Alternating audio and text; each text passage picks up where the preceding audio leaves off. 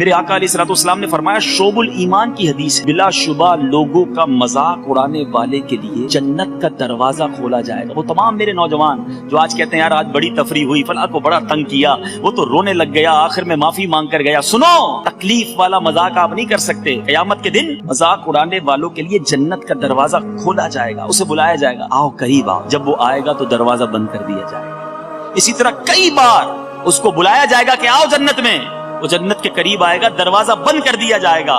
پھر دروازہ کھول کر بلایا جائے گا آؤ آؤ قریب آؤ،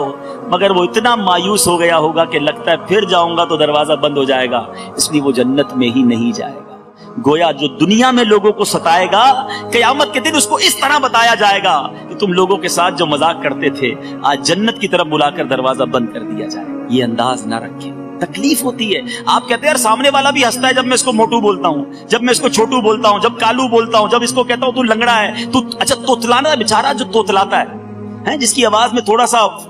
فرق ہوتا ہے، اس کے سامنے اسی کی زبان میں بات کرتے ہیں اور سارے دوست ہنستے ہیں، اور وہ بھی بیچارہ خسیانی ہنسی ہنستا ہے، تو ہم کہتے ہیں یار اس کو برا نہیں لگتا، نے پوچھو اس سے،